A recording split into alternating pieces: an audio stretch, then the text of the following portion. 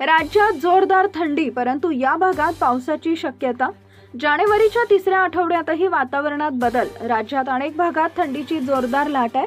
मुंबईसह अनेक भागात थंडी पाहायला मिळते। त्यामुळे यंदा थंडीनं जानेवारी महिन्यात चांगला जोर पकडलाय। काही ठिकाणी तापमानात मोठा फरकही जाणवतोय। म्हणजे शहरात दुपारी किंचित उकाडा जाणवतोय, परंतु अनेक गावात थंडीची जोरदार लाट आहे। मुंबईला पुन्हा एकदा प्रदूषणाला सामोरं जावं लागतंय। त्यातूनही आता मराठवाड्यात पावसाचा अंदाज वर्तवण्यात आलाय। यामुळे नागरिकांना सतर्क राहण्यास सांगितलंय। उत्तर पश्चिम भारतात पुढचे 3 दिवस सर्वात कमी तापमान राहणार आहे। भारताच्या दोन्ही बाजूला पश्चिम बंगालच्या खाडीत आणि अरबी समुद्रात सायक्लोनिक सर्क्युलेशन आहे।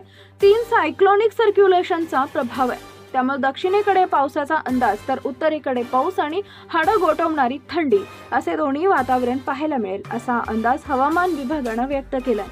थंडीत पुन्हा पाऊस। हवामान विभागाच्या अंदाजानुसार कोकण, मध्य महाराष्ट्र, मराठवाड्यातील काही भागात हलक्या ते मध्यम पावसाची शक्यता आहे।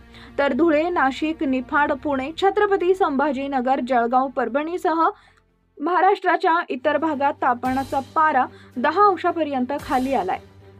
येत्या काही दिवसात तापमानात 2 ते 3 अंशांनी वाढ होईल। तर विदर्भात पुढील 4 दिवस वातावरण कोरडंच राहणार आहे असा अंदाज आहे। तर इतर काही भागांमध्ये हलक्या ते मध्यम पावसाच्या सरींची शक्यता आहे।